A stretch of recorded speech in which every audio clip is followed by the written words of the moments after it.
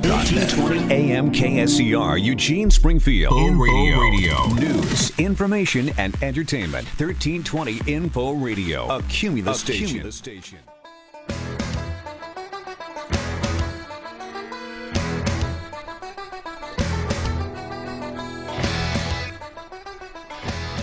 You're listening to Jacob Larson, and this is the Common Sense Show. Today, we've got a special guest on the show, a gentleman by the name of Rick Dancer. For those of you who aren't familiar with Rick or don't know Rick, he's been in the Eugene, Springfield area for decades now. I'm talking decades and decades, when there were wagon wheels and... So, back when the First National Bank was downtown. Yeah. Rick's been on a long time, but the bottom line is I actually met Rick on Facebook. Yeah. I'd come across him on some threads, and he was getting his backside handed to him in one of them, and I had to save you. Well, that's back when I'd tell people more than I should have told them. Yeah, it's, and Jake had, you're getting up towards 5,000 friends. I had 5,000 people. I'm going, okay, who is this guy? I need to know who this guy is. And so I started, kind of hanging out on your site. And I don't comment too much. I was going to say, I was radical over there. I was a nobody, still kind of a nobody. So, But actually, you actually... I told you to get this... You told me to do something like this. Yeah. I mean, you're like, you should do this. And I was pretty apprehensive at first, I remember. I wasn't... This didn't sound or seem like something I'd want to do. No, but see, I think, you and I don't always agree on everything, but I don't agree with it myself half the time. So I think it's one of those things where there's a lot of different voices out there, and I think we as a culture are too afraid to hear them. And we want to shut people up rather than I think people should, they should take this station and turn it into a community station where people could come on and discuss all kinds of issues. That's right. We're just venue. Anybody can be on the radio. Well, yeah, and that way you have a venue for people to really discuss things and talk about stuff, because I think that's the biggest thing. Too many people think they own the message. Like, let's say, we could go with the parties. The two parties think that they own the message. Right. And they don't.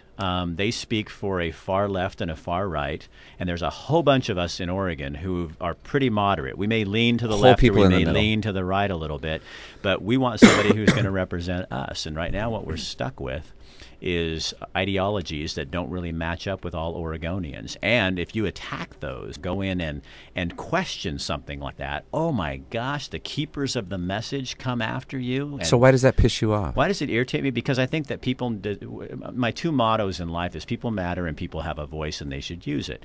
Those are the two things that I believe. We all have certain things that we really stand strong for. And that's what I thought I could do if I ran for office. Realized that was a trap. You get in there, and who am I going to speak to? Basically the legislators and the governor and the people who are in the hierarchy, and they're not hearing what the people are doing out here. Nobody's speaking for the people out here. Okay, but did you have, when you were running for office before, did you have the online presence you do now? No. That helped develop it. Okay, so it would be different, because I think that middle group of people that you're talking about, the down-to-earth type people, I think they kind of, that's how they associate, that's how they talk to each other, that's how they communicate, they get along. So I think that now that you've got the online presence you do, I think you'd have a different run at it. Yeah, I don't know. It was, I think, I agree with you. People are always asking me, are you going to do it again? And you should, because I'm right. I don't know if I could, because I don't know that my wife and I could take it, just because people are kind of fickle when it comes to this stuff. And, any party, fickle, I would have to do it. I was the same guy when I ran for office that I was when I worked at KZI. And I was a Republican. And people would come up to me and say, I can't believe you're a Republican.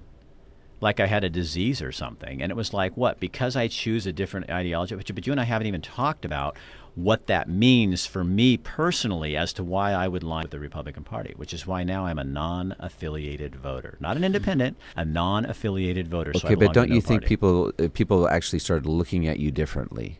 Yeah, yeah, definitely. It was because all of a sudden I was saying who I was to them. I was labeling myself, and then they in turn were labeling me. And so then what happens is, it's kind of like what happens with... So did you realize you were labeling yourself in a way that you didn't want to be? Yeah. I thought I was just being me. Hey, I've always been a registered Republican. Well, I used to be a Democrat, then I was a Republican. I just went all around the place, but I was a Republican, and I thought I'm just being who I am. So for what reason were you a Republican? Like what was the defining... Well, R rhymes with Rick. Oh. No, yeah. I had to pick a letter. Yeah. And it was, well, dancer. See, that's why Rick and dancer. I don't know. What do you do? I think He was a flip-flopper. I think I'm pretty. I'm conservative when it comes to money.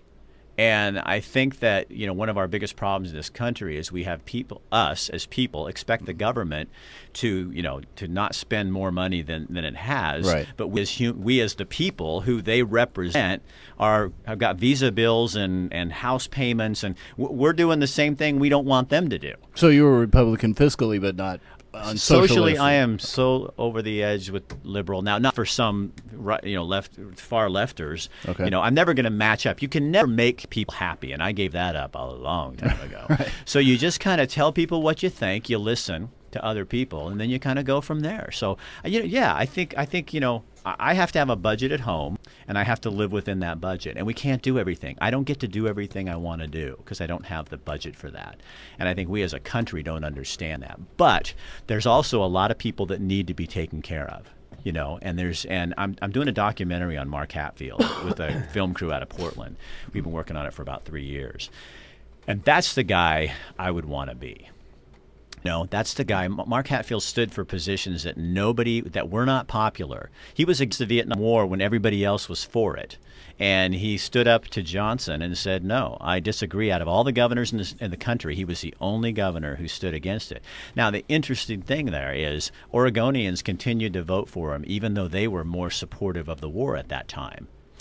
Same thing with the balanced budget amendment. He did that. So but we have a new culture now, because back then you trusted a person and you said, okay, I don't always agree with him, but I like what he does. And now we have these ideological wars where it's like if you even mention that you halfway supported some issue that the other side didn't like, you're the bastard stepchild. And it's like, and we don't give anybody any breathing room. So you're either this or that. Yeah, exactly. There's no middle ground. I've got Democrat people that I'm friends with. I mean, that are flaming liberals. Alita Sellers is one of them, and she's a good friend of mine. So I mean, I don't know necessarily that everybody simply stamps on the label there. No, I think people, if you go out and start really talking about issues like that. Well, I'm pretty aggressive online, Rick. You've seen right. my posts. And if you and I were having a conversation off the radio, I'd say I think sometimes you're too aggressive. But I don't like the word liberal, and but I don't we're like on the the word radio. conservative. You just said that. I know. I don't like the word liberal, and I don't like conservative because it's a label. If anybody out there is listening to the show and you'd like to call in and ask a question for Rick or myself, go by all means call in at 541-284-7953. 541-284-7953. See, because I think that Rick, is talking a lot, and he's not listening. Are you listening to what I'm saying, man? I hear you, Jacob. I listen to you all the time. Are you listening to what I'm saying? I think that, obviously things are split. Obviously there are extremes on both sides, but I think when it really comes down to it, people get along. Can't we all just get along? Yeah, right. Why do you have to look be at so the paper argumentative? Today. Why do you have to be today. so incite? Why do you have to incite such anger, Rick? You're just doing this to get listeners and to get me to go, aren't you? No, I'm just saying. You seem to be. You seem to be somewhat of a pot stirrer when it comes to that stuff, and you always like to bring up the labels things, and yet use them yourself. It's because when you look online today, look online today. Everybody's talking, and they're throwing people into a camp. And you can't really talk about what you really believe without somebody just waiting for your position to not line up with theirs, and then they call you a name, and they'll throw you into this pile with these other people. And that upsets you when people call you names? No, it upsets me when people don't sit down and listen to understand that what I'm talking about. Instead, they pick out little pieces. When I ran for office, it was just amazing what people would pick up on you. Go, what? Like you're gonna turn that into an issue, and it's people are freaks, you know that. And I went to a meeting one time, and it was some folks from a certain party, and what they wanted to know was whether I paid to run for office with gold coin, because in the Constitution it says you have to pay in gold. Yeah. So they wanted to know why I didn't pay in gold, and I said I used my gold Visa, which they did not find funny. They're weird. They're weird. But it was. But pretty good. But these are people out there. But these were people, and I thought that's the biggest issue you can come up with was whether I paid in gold when we've got, hunger is an issue, and we've got an unbalanced budget, and we've got just things going like crazy, and the best we can come up with is whether I paid in gold. You don't like being labeled and you don't like other people using labels on other people. Is that? I think it's non-productive. Non-productive. Let's talk about issues. Get rid of the labels, because as the labels come in, then people get online and they go, "Oh, those damn liberals, those damn conservatives," and it's like, okay, so now it's like being on the playground when he goes, Billy didn't do this, he's that, and then we start pointing fingers instead of going, okay, wait a minute. What is the issue we're supposed to be talking about here? What do we talk? Well, we're supposed to be talking about you. And your interest in why this bothers you, not necessarily I feel about like I'm at a these counseling issues. session. Listen, I got to be honest with you, man. I mean, and I know this is going to sound really bad. I mean, I like politics. I mean, I listen to it, I read it, but I'm sorry, I could care less. Okay, I could care less how it's perceived. I could care less how things are done. What I want to know is why that rubs you so wrong. Because I want solutions instead of rhetoric. I'm sick of people bitching about each other. Everybody and I want a says solution. that, Rick. Everybody says that. Not everybody. A lot of people say that. There's a bunch of people in the middle but they don't get to the meat of it. So I'm just saying, okay, you're actually in a way, because of who you are, the presence you have, you're actually taking the idea of labeling or non-labeling, and you're turning it into an issue. That's the new issue, whether we label somebody or talk to somebody that way. Well, no, I think the issue would be whether if we label people rather than listen, okay, then we're not going to get anywhere. And see, and I think people in this, there's a bunch of people in the middle who really would be into compromise. We're okay with that. We realize that in our marriages we compromise, in our friendships we compromise, in our work we compromise. But when it comes to our politics, the people who control the message on each far side of each party, they don't want to compromise. They want their way. Well, it's like little spoiled kids in a argument. So what I'm saying is, when we use, if you want to make label an issue, I say label is a reason. No, I'm not making label an issue. You're but what I'm saying is, when label comes into the picture, when we start pointing at labels and start calling names, then we lose the issue. Right. And so what we do is we start going, those damn this, that, blah, blah, and we forget about, what were we talking about? What was the issue? So that's where I'm about the issue. I don't care. The label's not my issue, but I think a lot of times what we see in politics now is we lob labels at people so we can try to control them. And we forget completely about the issue itself. Right. Okay. So anyway. Yeah. So we're basically. He's taking the mic So away basically from you. what we're saying here. Okay, I listen, man. I love your input, but if you're just going to nod along, I don't want you to nod along. That's because there's a lot of people out there. I understand. Everybody else, I want you to challenge this guy a little bit. You're here on the show. I want you to be challenged a little bit. Okay, so we're talking about the issues, okay, not the labeling each other. Are you, by doing that, actually lashing out against those two opposite sides? I mean, isn't that your way of taking it to the system? I'm lashing out at the people that are trying to control the message. Because I don't think they speak for them. Because they're the ones who are pushing the label. Right. And they're not speaking for this large, growing. Do you know that in Lane County and in Oregon, the largest growing party is the non-party? Yeah. It is, really. Non-affiliated. Non-affiliated voters. And independence is number 2. But I think the only reason people say they're an independent is because they really don't know that when you sign up as an independent, it's a party. So it's just like the Democrats and the Republicans. It's a party. And a lot of people just go, I'm an independent voter. So then I say to them, well, are you a non-affiliated voter? Or, well, I'm not connected to a party. Did you register independent? Yes, then you are. And so, but people are starting to learn that. So if you take the independents and the non-affiliated voters, huge. I mean, it's huge. Democrats in Lane County lost people last year. Republicans gained like 300. And it's only because we had a primary, or they had a primary, so there was a primary there. Right. But then the non-affiliates and the independents had thousands. I mean, thousands of people registering that way. So they're I think it's exciting. I love it. Why? Because I think people are starting to think for themselves. But the problem with that is that non-affiliateds are not allowed to vote in the primary, which is why we should open the primary in Oregon. But who doesn't want that to happen? Gives a crap. Oh my gosh, you're kidding kidding me. The people primary in the middle do. I'm a 9-to-5er. I dress up in scrubs every single morning, and I spend 8 to 10 to 12 hours a day digging ditches. Why do I give crap about whether or not an independent can vote in the primary? Well, okay, how about this? Who cares? Because who gives a damn? Well, you go on and on and on about some of this stuff. I'll tell you who cares. And it's like, you know what? I don't care. Okay. Well, so you're all right with having to pay money to your taxes to run an election that you can't participate in. That's called taxation I without dig representation. ditches for a living. And you're paying Okay? taxes. No, I'm not. Yeah, At the end of the year, I get $5,000 to $6,000 tax return back.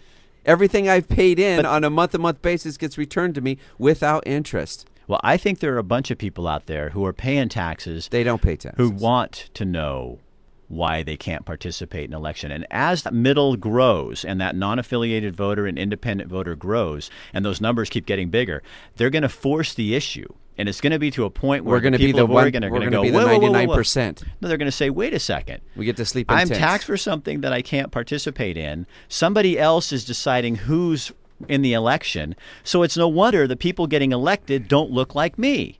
Because they don't represent my ideas and my ideals and what I believe in. So what's happening is you're getting the Republicans and the Democrats, which are becoming a smaller and smaller group, having more and more Pie in of the the sky, power. you guys Well, are dreaming. I think Pie they in the had- sky, you guys are dreaming.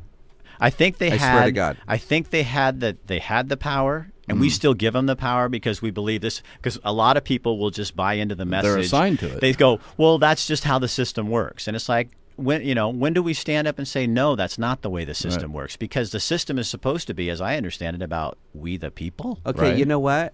Once again, We I could think- change I the think you're pie in topic the if sky you're- stuff. if you're- I think you're pie in the sky. He's stuff. getting really And frankly, Let's frustrated. talk about prostate I'm really cancer. getting frustrated because it's like, for Christ's sake. I mean, who gives a shit about some of this stuff? Pardon my French. And we came here to talk about you, not about. You can go on and on and on about this stuff I online. love this but stuff. really, on you, people are falling asleep, bro. No. Yeah, I They mean, there's a don't. lot of people that are falling asleep. I mean, you got a handful of people that are going, "Oh yeah, I'm the independent," but nobody kind of cares about the independent. Nobody cares. I think they do care. Okay, Okay. I mean, it's not as big as it's going to be, and I think that pie in the sky, the Democrat Party's going to go away, the Republican Party's going to go away. Ha! Good luck. Have fun. I didn't It's say not they're going to happening. go away, but I think the power is going to get brokered to the people who, if we have the So kahunas let's talk to do about how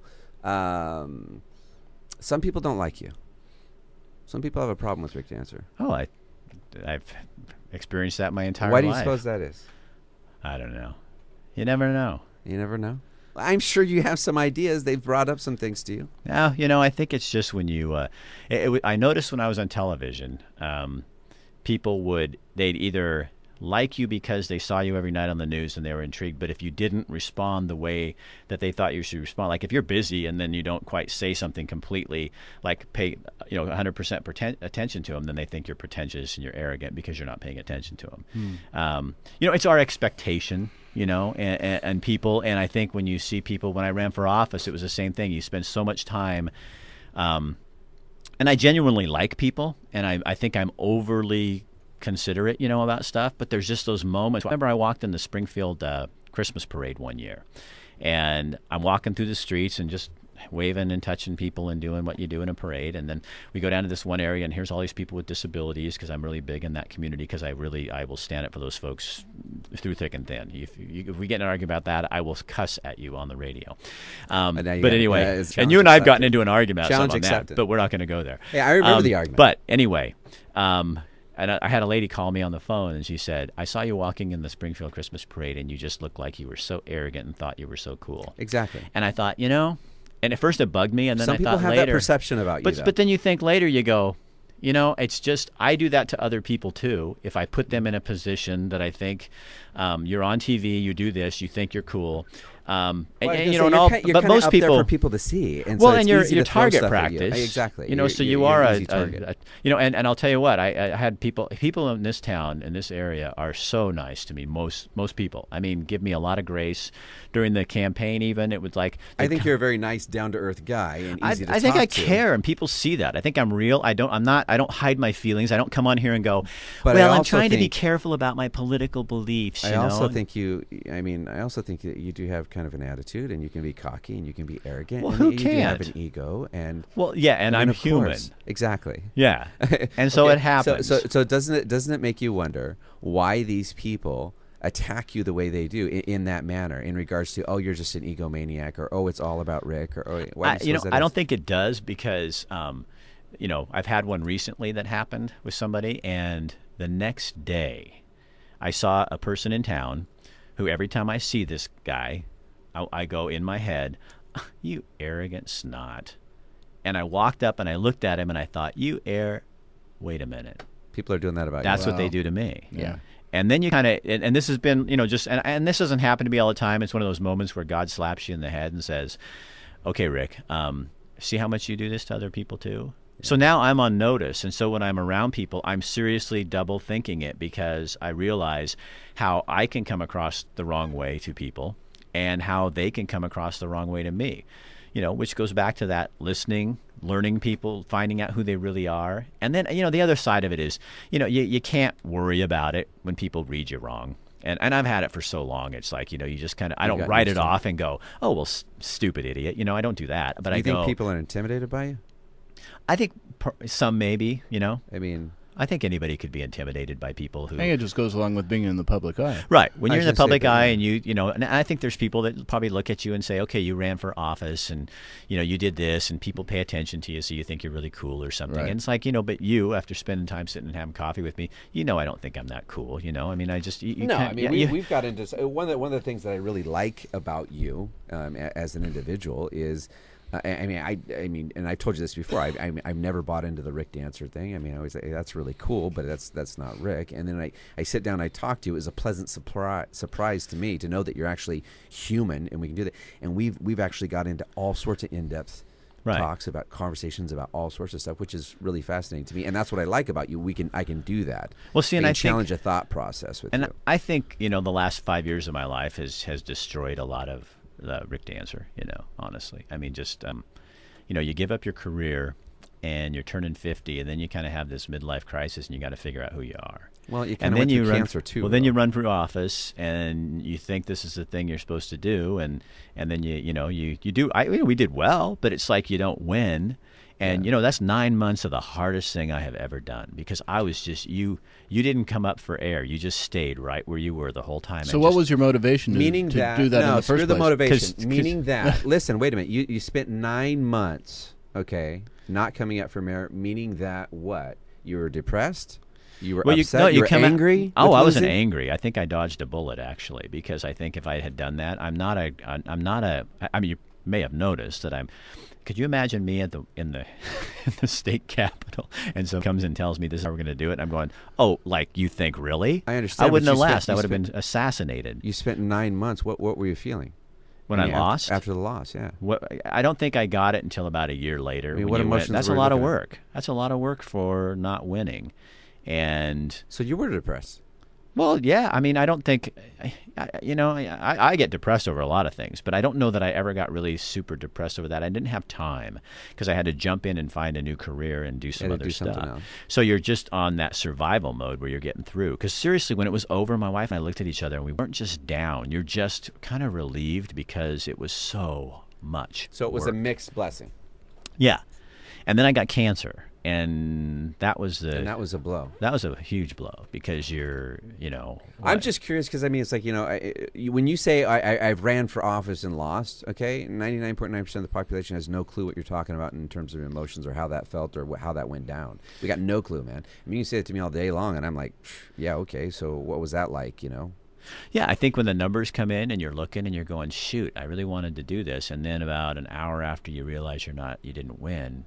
I mean, my wife looked at me and said, I think we dodged a bullet. And I said, I think we did too. But you're still, to put that much effort into something, I mean, and money, we raised over $1 million. And that is not easy for anybody. And then, to be trampled on, and then you're always having to stand up for yourself. You know what I mean? Constantly defend yourself. Constantly defending your opinion. And then I was in a party that I was like a Mark Hatfield. We didn't see eye to eye. I had different opinions from the issues that were popular for them, and I saw no reason to make their issues my issues. And so I was like this guy who, but that's kind of the story of my life, is I just don't fit in. I've never fit into, the place I'm supposed to be. Well, you seem to fit in. I mean, when people people think that all the time. Outside perception, we're looking at you and we're going, okay, this guy's on the inside scoop. I mean, he's got it made, and he's set up, he's rich. I scare people because I say what I believe and I say what I feel, and that sounds really cool to some people. But to the people in the middle, reserved? I'm careful. Yeah, I'm not stupid. I mean, I ran for office. I know what I can get away with and what I can't. Now I've taken that over the edge since cancer, because you know what? it's not going to kill me. Because that changed things. That changed everything. And all of a sudden, I can look back and I see newscasters or people in town and I can think, they don't even realize how they come across, and neither did I. And then after not being that guy anymore, and then having cancer, where people come up and look at you funny, and I still get people asking me. They're very kind. See, but that's they'll just ask me whack stuff. too. I mean, But they care. I think people just care, and so they'll come up and say things to you. And I think then you can. It takes your ego. I still got ego, or I wouldn't be here on the radio. Sure, I mean, you have to do this kind of business and stuff. I think some anybody ego's that doesn't healthy. think they do, they're just lying to themselves. Right. But you, I think there's this part of me that realizes that a lot of stuff doesn't matter anymore. And so then you get real narrow in your focus, not in my circle of people. As in, like, labels don't matter. Right. But you get to this point where you don't, I don't know. I don't think I'm right about everything, but the things that I believe I'm going to throw out there. And then it makes you question different things too, where you go, why? And that's when I think And I you're started. not afraid to argue with people. No, I don't like to argue for the sake of arguing. I like to talk about stuff so I can better understand what people are thinking, because I think that's power. You know what I mean? And I think it's power when you can sit down and shut up and listen to somebody and get some information and go, oh, okay, so now I understand how better that those folks feel. But the secret to this is you have to hang out with those people. It's like if you want to I prefer just to beat my opinion into them. See, and that's what I prefer. I know, and you and I've had this discussion. It doesn't work. Because Sure it does. No. Sure it does. It doesn't people either. just tune you out. Right. The people that are what we end up doing. No, they don't. You brought us back to this. What we end up doing in this country is we yell, and all we do is attract the people that are going to be there anyway. So you're building. It's like preaching to your own choir. So how do you get the message out to people outside of your sphere of influence, or people that are out there? We talk about cancer. You give them open doors and how and let them come worked. in. But see, if you open the door and let people come in and ask questions, the way we talk to people, instead of saying this is what it is, say perhaps. Okay, you're right. I brought us back to this, so let's just clarify. It's never going to happen. It's a pie in the sky, liberal wet dream where people are just going to sit around the table and cordially talk about something. It's not going to happen. And you want to know why? Because these are personal, in-depth feelings and emotions that you're dealing with here. You're not dealing with issues. Well, maybe we need to take it beyond that to a dealing level. With emotions. We've made them that. And the way things people were raised. There's solutions. And how they deal with things. That's what you're talking about. You're not talking about issues and topics. That's what you're dealing with. The person sitting across from you, you're talking about whether or not their dad was a good dad, whether their mom ran out on them, whether they have enough money to buy food. That's what you're talking about. So what we need to do then is take ourselves out of that and go in and say, let's... You can't take yourself out of it because you are a mod podge of fathers who were there or weren't there, mothers who did things or didn't do things. You are an emotional human being sitting across from another emotional human being, and that is what you're talking about, and that is what you're sharing. You're not talking about topics or issues. So what? We just give up and say, okay, then my opinion's right. I just No. Jacob, I think you're 100% wrong. No, I understand that you're saying that people it. have differences, and I'm always going to do. But I think my dad was a negotiator for the Oregon Education Association. There is always a way to find. You're taking you're taking this topic and you're putting it over here, and you're saying this is a topic, this is an issue, and I'm not. I'm taking that topic and I'm making it personal. It is you. It is of you. Okay, the gay marriage thing that they just did on the courts. Everybody's up. It's you. It's part of you. That's what we're talking about. If I allow that to be part of no, me. because it is. No. It automatically See, is. I look for a solution. I say, okay, so if we got people on one side with gay marriage, people on the other side that don't want it, let's do civil unions.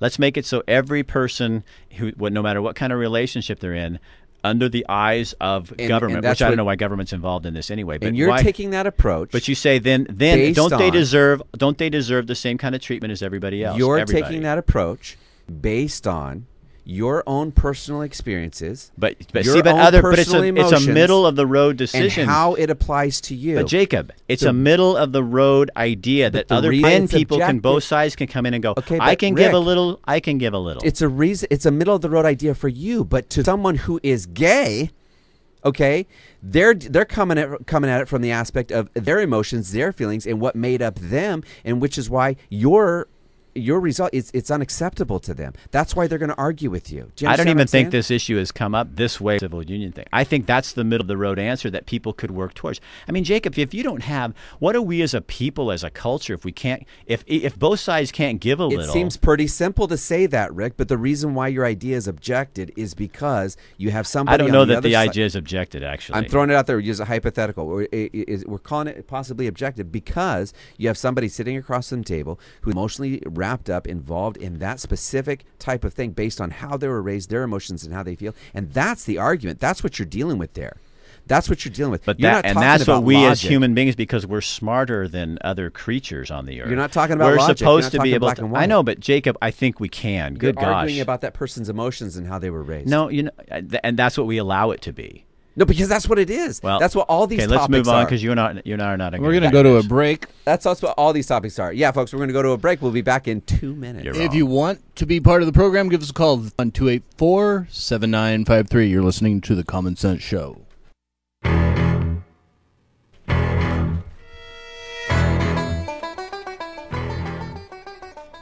You're listening to Jacob Larson, and this is the Common Sense Show. We're back. Now, I just want to let everybody know that in the break, Rick agreed with everything I was trying to say. Oh, he did not. Okay. You are so. He Is my mic actually- on? My mic. Wait, Jake, finally- you turned my mic off. The light bulb went off in his head. He's Yeah. like, oh, now I get it. All these issues and topics and stuff we're talking about are Yeah. actually people. They're actually people. So that makes sense. That will never happen. That makes sense. in your life. What, that you're going to agree with me? No, we agree on. I was I think gonna say, you do all the I think time. there's two things we agree on. There's a couple of things we agree on. I don't know what they are, but maybe. I'm not sure either. Well, there are. So anyway, okay, so we were talking about how the issues in and of themselves, from my opinion, my approach is the reason why people don't see eye to eye is because we're not dealing with the specific topic or the issue itself. We're dealing with daddy ran out on me emotion behind why people are advocating. Hey, why so they are. I think we could agree on that. That's the way it works. Okay, but you But just I will said, no. Listen, you just said let no. me I finish think you're my wrong sentence. in everything No, you said. I think that is what we're doing, and that's the wrong approach. What we need to be doing is take putting emotions out of it. taking our emotions aside, just like any kind of conversation where you want to make something happen, where you're trying to get a resolution why are in you your agreeing with me marriage now? or in your relationships. You have to do this all the time, and yet we don't do this in politics. Take your emotions, put them on the side, and then say, how do we find common ground? Because there's no such thing as common sense, even though your show's called that. No, Because there there's- absolutely there's- is. No, there's not. It and so we absolutely find is. common ground, Okay, do and you then need we to go listen from to there. the first episode? I have listened to the Okay. first. Did you not episode. hear the definition of common sense? Okay. Easily acquired, easily relayed, easily shared. Okay. Do you think there's common sense in this country anymore? Absolutely. People practice it and they use it every single day. Huh. Does that mean that everybody knows what everybody else's common sense is? Of course not. That's why you need to share it. Why the show's here so we can talk about it. Common sense being, Rick, it's not the issue, it's not the topic, it's the emotions behind it that make it complicated and screwed up. And so if we put those aside, we would find common ground. So you now There, just learned, see? you just now got some I common took your sense now. message and I just put it into But you mine. just now got some common sense and it made sense to we you. should move on. Okay. We're not Okay. going to agree on that. But you just said you agreed. Okay. All right. So the bottom line is, so back to what we were talking about before we got sidetracked. You ran for office, didn't happen. Then you got prostate cancer. Yeah, and it was kind of a big major blow, Yeah, and everybody was freaked out. I had been having biopsies for like 5 years before that because my PSA was going up, and there's all this controversy on whether you should have your PSA tested. It's like I'm going to come in on the camp that you do, because I knew for 5 years that mine was going up. So when cancer showed up, my treatment options were broad because they knew this was not. If I'd gone in there and my PSA was 15, Wait they a would minute. have laid me on the table and taken out my prostate. There's an argument about whether PSAs are supposed to be tested. I thought they were. Yeah, there's an argument whether PSAs are should be done, and even I think the American Cancer Society has said no. Because they're not always accurate. They can be off, and it doesn't tell you that it may say you have cancer, but in a prostate cancer, you don't know if that's going to kill you tomorrow or if you could live the rest of your life and never have a problem with it. But you want to take that chance? Oh, so just because your PSAs are high doesn't mean you have cancer? No, that's true. That's true. Yes, that's true. But even if you have cancer in your prostate, it doesn't mean it's a slow-growing cancer usually, and so it doesn't mean it's going to you could live for years with that and For not years, have a but problem. doesn't that also mean you don't get any boners? Well, no, not with just cancer, because it hasn't. What takes away what can take away people's ability to have an erection is the surgery, is taking it out. I mean, said boners. The process, same thing. Okay. So you can have cancer and still get boners and live for years. Yeah. Oh, If it then I'd doesn't, be if okay it doesn't with that. grow, but see, here's the problem: is if that grows out, once that grows outside of your prostate, then it can go to your bone and your lymph nodes, and then there's treatments and chemo. But in my world, you might as well. But if it's you not get the gonna cancer probably- removed, then you'd lose your boners. No, God, you're really under your erections. Hey, aren't I'm you? sorry. You know what? I mean, the bottom line is you bring up prostate cancer. And that's okay? what most guys think The of. number one thought process, the number one thing that pops into a guy's brain Right, is, am I going to lose my morning wood? right. Because that's an issue. Well, it's not the cancer So if that you could does live that; with it's cancer? the treatment.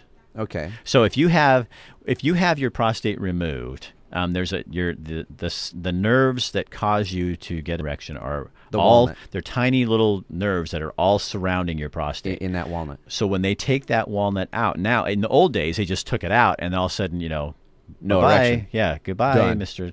You Happy. get to live a And- long and miserable, dry life. Pathetic life. And then now they can do nerve cell. They can preserve as many nerves as you want. Does it always work? No, and sometimes it doesn't work like it used to. With the surgery, and sometimes it'll come back. I mean, there's all different stories. Different guys are going to have in different ways. But when I was looking at it, So there's no I was, surefire way of knowing whether or not. I mean, if somebody gets diagnosed with cancer down there, there's no and way, you get treatment. there's no way to know for sure if No. it's going to work. So that And sucks. so I did calypso radiation, which is a treatment I went up to OHSU in Portland for, because the results with it were that there were very few side effects, like losing your erections. And there's other things that can happen, is it can damage your ability to be able to hold your pee, so you wet your pants and stuff like that, because you can become incontinent. Incontinent, and a lot of that seriously. comes back to with surgery. They have a lot of procedures now that can come back, but there's Okay, so- difficulty with that. Okay, so and that's just one thing. So in terms of, if you have this specific procedures, you can still get an erection. In terms of ejaculation, everything's the same. It's not colored changing or anything like that. There's no more and there's no less. In terms of everything works the same as it did before. If in terms not, of I don't in know about certain with surgery. procedures. With surgery, that when I read, it goes away for a while, and then a lot of guys can get it back. Is it ever like what it was, or as firm, or those kind of things as it was? Usually, what I heard was no. With radiation, they don't have those kind of effects, especially the new radiation. So I haven't had a problem with that in that area. So when some difficulty sometimes urinating, because your urethra goes through your prostate, so they blast the hell out of your prostate with radiation. Right. So there can be damage to your urethra. So when I gotta go, if you see me getting out of a car and I'm looking like I'm I'm looking arrogantly like I'm running to my next big important meeting, it's probably a meeting with John, and I'm just going in to take a leak, because when I gotta go, I gotta go. Well, I mean, my main thing. I mean, I after my second child was born, I got a vasectomy. And so, do you have a vasectomy? Uh-huh, Did you? yeah. Yeah. So you know the score. I mean, you have to have 25 ejaculations before you're clear, that type of deal. But the bottom line is, I was really concerned about whether or not things worked right. Yeah, and that so does. And so having that first ejaculation was a big deal to me. I mean, it was like, okay, this has got to happen. Right. So I would imagine that when it came to prostate cancer, that would be a big deal. Oh to yeah, people. for guys, especially with surgery, I'm sure because it doesn't come back right away. They say, Yeah, and so, so I mean, you're going, yeah. So it you slowly freak is coming out, back, and then you have panic. Right. Of course, panic and emotions doesn't really help you in the erection area. No. So It's scary. I mean, that's the first thing. If my doctor said to me, "What are you most afraid of?" And I said, "Well, I don't want to die, and I don't want to lose my ability to get an erection." And I said, "And not necessarily in that order." Right. Because if you're honest about it, you're going, I was only 50 at the time, and it's like it's not like that's a thing in my past. And I hope when I'm 80, I could still say I still feel that way. You You're know like, what I mean? if I can't get an erection, But- I'd rather die. But I think that's and whether some people be out there going and not everybody feels that way. There are some people that ran into a lot of guys who were like, no, I'm afraid to die. I don't want to die.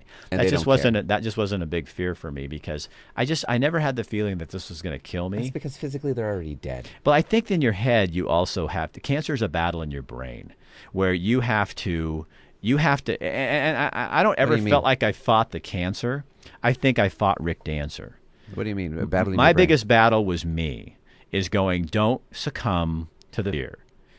It's cancer. Because you think when you first find out you have it, oh my gosh, it's in my body. Where's it going? Is it traveling around in there going beep, beep? You know, hey, there's a lymph node. Let's go get it. And that's your mind because you have something. And it's not just something. It's not like, something foreign, something you wrong. have cancer. Right. Okay. I mean, the worst thing that people fear the most, which is probably not the most deadly disease we have C around, word. but the C word, when you have that put over your head, so I had to fight my brain to just say, okay, Rick, first of all, it's probably not going to kill you. And what are you most afraid of? I don't want to be that guy. I don't want to be the cancer survivor for the rest of my life. And that sounds weird, but I didn't want to be. I didn't want to be this that I am now. That Rick Dancer is a cancer survivor. Where people look at you and go, "Oh, I wonder if he's okay," or "Gosh, he's looking thin. I wonder if he's got another cancer." But you know what? The bottom line is, I don't even think about it anymore because I'm. But you do talk about it. Yeah, because I think you have to. The way I fight off fear, other people don't do this, but the way I fight off fear is I got to talk about stuff. I got to talk about the things that scare me, and I do it publicly online because that way I find there's other people who are, feeling the same way. I mean, I had an email this morning from Norway from a guy who's seen. When I got my prostate cancer, the treatment I had, nobody knew about it. So the hospital in Portland hired a film crew to follow me through the whole process. So when they're inserting things into my backside and the whole bit, they're there showing this, not graphically, but I they're think showing. it's cool that you talk so candidly about it. Well, I think it was because that's how I've lived my life. I can look at you and say, talk about boners, and you don't freak out. No, because I think if we as guys, I think women can sit down and talk about issues that are very personal and intimate to them because, and I think they get more, they go to the doctor more, they talk about this stuff, but guys sit around and we pretend like that's not important or, oh, well, no. And I had a lot of guys say to me, well, I wasn't worried about that. Did you Oh, listen bull. to the, Of course you. Did you listen to the show where all the guys run? I heard parts of it, And yeah. It was all ego, and they had the largest penises, and Right. they were the greatest in bed, and blah blah blah. I mean, when you go through any kind of thing like this, it's like I'm going in every day and getting down in my underwear. And the day I realized, I went in and I walked by the machine and I could see my groin on the screen. And I walked into the nurses. I said, so you guys are all just in here. You see why don't I just go naked on that thing? Nice. And I had a really good relationship with that. And they all started laughing. They goes, please don't. I said, yeah, but you're seeing everything anyway. What's the point, But it was fun for me to just go, okay, we're all just adults here. Let's just be open about this, and it's no big deal. And you just learn. It's kind of like after you've been into an operation. The nurse comes in, you just pull down your pants. You figure, well, you've probably seen 1,000 of these anyway, so it's not that big a deal. But I think until men start talking about health issues and the things like that are important, talking about erections and stuff like that, it's going to be the scary thing, and you're not going to take care of People it. do not want to go there, especially guys. And like when my mom went through cancer, I was able to go through that with other people. Me being able to be candid about it invited other people to talk to me about it and say, okay, my dad's at this stage of this type of cancer, and I can talk to them about it. Here's what you can expect, and here's what hospice can do for you. And and so I think that's great to be able to be open and candid about it because a lot of people they're just the C word and they just shut down completely. And you know what? You got to give them also the grace to do that because I had a lot of people that wrote me letters and they'd say, thank you so much for doing this. I could never do what you're doing, but I really love the fact that you talk about this. Or guys would come up to me at the gym and that I didn't know had prostate cancer, and they'd just get me in this corner and they'd say, I had that too. Thank you. How old and that's do you have to be? You should start getting checked at 40 now, they say. At 40. And what's the check involved? It's a blood test. It's a PSA blood test. Do a blood test. They just do a little blood test. They do a draw and they draw your blood. They check your PSA. And it's good to start, for me, start at 40 because you can get mine was going up. And so for many years, so they kept watching it. And so then you can watch and kind of regulate. It's just like anybody regulating. Why is it typically for older men and not younger men? Because that's almost every guy is going to get prostate cancer at some point, but usually it's 70, 80 years old, and by that time you'll probably die of something else anyway. Okay, but if they're able to start detecting it at 40, there's nothing they can do about it until it gets to a particular stage? Or? No, it has to be cancer. So they watch your PSA. So a healthy PSA is usually under 4. Okay. That's just a number, but that's the What number they is use. PSA? PSA is protein something. I don't know. But it stands for a protein that shows up in your blood if something's not right with your prostate. So it can be enlarged women prostate. help prevent men from getting prostate No, cancer? that's just a big thing guys try to do to get more sex. Dude, come There's on, no evidence. man. There's no evidence of You that. could have totally backed me up on Nope, that. sorry. Helped hundreds of guys all across Eugene, No, Springfield area. doesn't work. Because you- every woman out you there totally would be dropped going, the ball. "Oh yeah, right," And Come on, man. If it came from Rick Dancer, it's there's true. not. There's not. If it came I'm from Rick sorry, Dancer, you're gonna have it's to true. find another. There's certain hook listen, line. folks. Would you mute his mic for a minute? I mean, there's certain things that women can do to help guys prevent them from getting prostate cancer. Let's just admit it here. Yeah, like slap you upside the head and tell you to shut up. Anyway, under 4 is if it gets over 4, that's when they start going, okay, something we need to check, and that's usually when they'll do a biopsy, and then they'll check for cancer. And some guys find it, some guys it's not. Mine just took 5 years to find the actual cancer. I don't, was it cancer before that? We don't know. But that's when it showed up as cancer, and then I went and got it treated. And people now are watching and waiting a lot longer. Like they'll, kind of take their chance and just say, hey, this probably isn't going to kill me. I'm watching it a little bit more.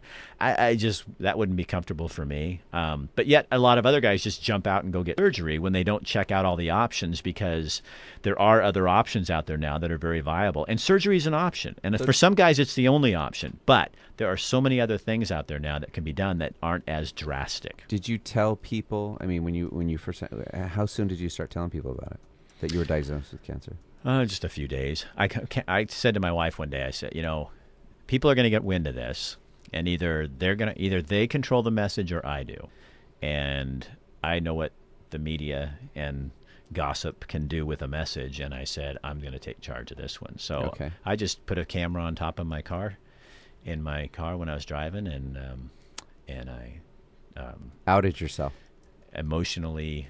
I didn't put it up. I actually did not post that video for 3 months because it was too raw for me. I couldn't watch it. It was I have a YouTube account, but it was basically I don't know what to tell you. I have cancer. And I was teary and going, I don't want to have cancer. And I was really upfront and open about it.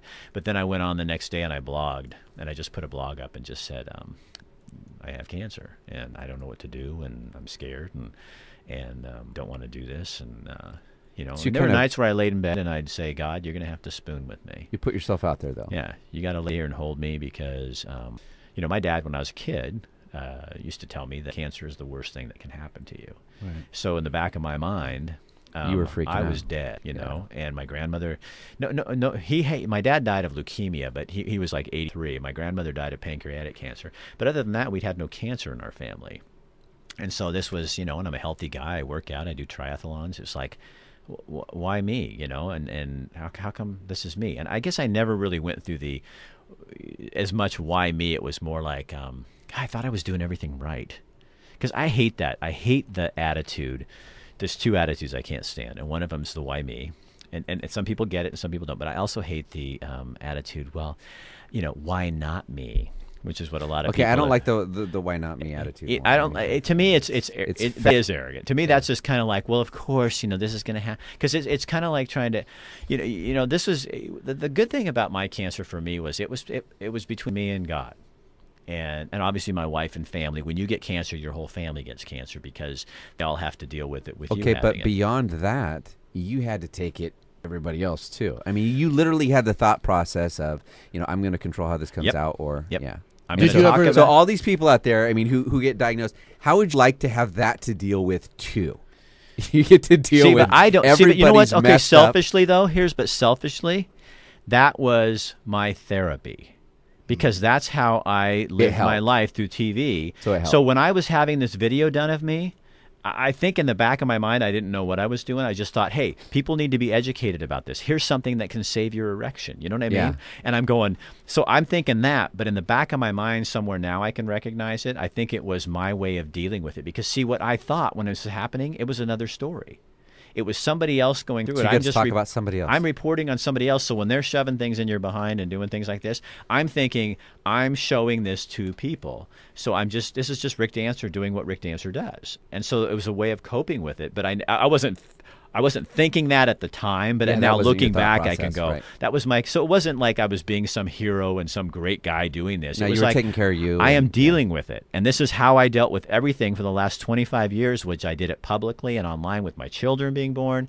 You know, it was all out there. So this was just one more way of me handling a really horrible, scary situation and stuff. So, but you know, I picked up 1,000 people on Facebook just from that, because people from all over the world. There's a lot of people. Yeah, I was going to say for the most part, if your name comes up and I say, yeah, you know, I know him and we talk occasionally, the first thing out of their mouth is, you know, how's he doing? They want to know health wise. See, and people do that, and I love that, because it used to kind of bug you because you're going, you guys, I'm fine. You know, you just want people to know you're fine, but then on the other side of it, they care.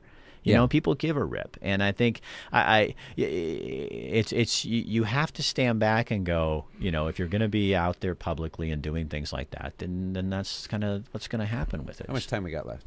We got 8 minutes. 8 minutes. So what are you doing now? Okay, cancer's gone. We've realized you're not an egomaniac because everybody has an ego, and my ego's bigger than yours.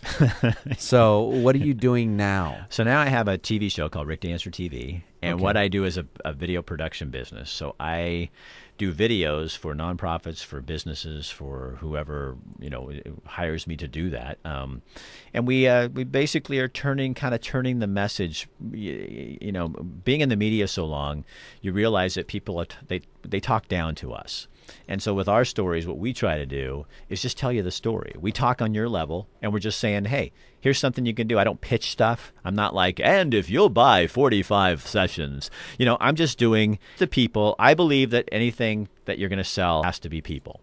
And I think the media has gotten to a point, and they're losing because their numbers are dropping, is they're just throwing out information and trying to brand their station.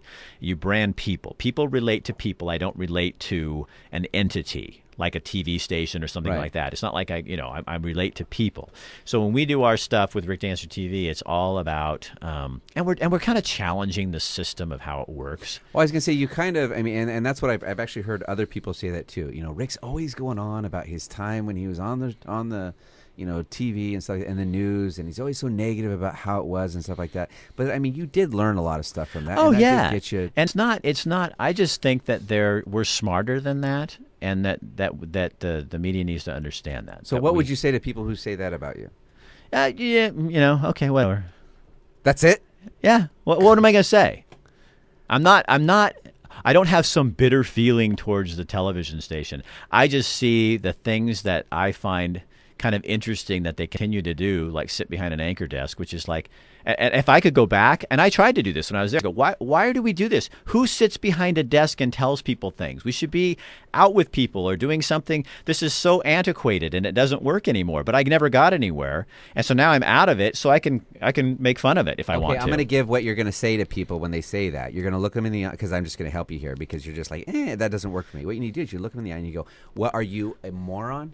I mean, what kind of jackass spends all sorts of time working on a job that eventually they come to hate, and when they leave, they don't say anything about it? Of course they say something about it. Of course I'm going to say something about it. I spent all that time there. I learned the ins and outs of the television show or whatever, and I learned what was good and what was bad and what sucks and what doesn't. So that's what I'm telling people about. And it's like I don't do it that much, and but there'll be a night. Sense. There'll be a night when I watch something and I'll just say, "What? You're really telling me that?" Yeah, I mean, so like, you're just that's telling something I people care. that. And so some people will take that as bitterness. I'm not bitter. Some people will take it, but most people come on and go, "I totally agree with that. That's why I don't watch." And there's always that one person. But you can't please everybody. And so I'm not sitting here before I do something. So the when one person that does that, you tell them you're a moron. I had to do that when I was running for office. Is everything I said came out of my mouth, I had to think, how is somebody else going to take that? And I'll tell you what, after 9 months of that, maybe that's why I have, a little bit of vomit sometimes when I throw things out there, because it's like, that is it's so unproductive. So you're not bitter, though? No. I had great years at KUCI. I really did. Okay. Frustrated, yes, because I saw the change that needs to come, and now I think that's happening. And We're so all you're making really that doing happen. is pointing out those I'm changes. laughing with people, and I'm saying, do you really relate to that? Okay. And that's what they do. And I rarely do that. But I think the media is in big trouble just because everybody's in trouble. This stuff changes so fast. I mean, in 2 years, probably what I'm doing is going to have to morph, or I'm going to be in trouble, because it gets easier and easier for more and more people to hop in and do this. So you got to take what you know how to do best and market on that and land on it. So how does somebody contact you to get a video done, and how does somebody end up on your TV show? RickDancer.com is my website. RickDancer.tv is the TV show. And there's a contact information on there. My email is rick@rickdancer.com. Everything's rickdancer.com, because during the campaign, I'm 50, and I needed something I could remember. Yeah, you use your name. Well, it's branded. I mean, right. The Chambers family branded basically my name for 25 years, and you are Clorox bleach. It is. Yeah, I'm Kleenex of the snot rag. Right. So that's what you've done. Okay, so if somebody wants to be on the TV show, can they just be on the TV show? No, you have to pay me to do what I do. You know what I mean? It's not, that's why people call up and go, I got a great story. And I'm sorry, the way I work now is that people pay me to do the things that I do. Yeah, so it's not like we just come up with a story and say, here, put right. it on your show. I can't, yeah. Because you're not reporting the news. No. I am making videos of people, and it's entertainment. I'm not I like the news, not the news show. I like being involved. I don't stay as aware of what. A lot of times, what I find out what happens is I'll hear people talking about stuff during the day, and I go online and I'm going, oh wow, there was a protest last night, or something like that, because it's not. I think for a lot of people, it's really not part of my everyday life. I've got other things going on in relationships and people, and what happened with the latest park plan is important, but it may not be on my radar for a couple of days. I'm going to put you on the spot here. We got 3 minutes? 2 minutes? Yeah, 3. Okay. 2. I normally do a Tarbosh segment of the show. So I could just be quiet, or I can just keep talking and asking you questions, and then it would. I'm going to put you on the spot here, Jacob. I normally do a Tarbosh segment of the show, and it's a positive part of the show, positive segment. But so I'm going to give it to you. What if you're talking to all sorts of people out there? What's a good positive thing that you would give somebody to be successful? I mean, here you are. You're a successful guy. What advice would you give them? I think passion. Be passionate about what you do, and don't worry about what people think. Whatever it is. Whatever it is. I mean, what the world doesn't need is another idea. What we need is people with passion behind ideas. And so if you can get a kid or somebody that's passionate about doing something, whether that's how they do the garbage or how they do, their life, how they're a mother, how they're a parent at home, how they're a dad. If we don't have passion, you got nothing. I mean, sometimes I think God's probably standing up there going, could somebody just get passionate about this stuff? People are kind of going through the motions too much. Yeah, we're living our lives and we forget that it matters, and how we treat each other matters. And I think, I've been reading different things, and I think if you stop and start looking for, here would be my best suggestion. Pretend like you have to write a blog every day, and then go out and look for things to happen. Look for stuff to happen in your life that'll just blow you away. That would be tough. And sometimes that's like, I'll find it's like one day I was walking to work, and this guy walks up and he says, can I wash your windows? He's a homeless gentleman. He goes, can I wash your windows for $1 or something? And I said, all I got is $5. And I looked at him and he goes, oh, okay, well, never mind. I said, no, here's the $5.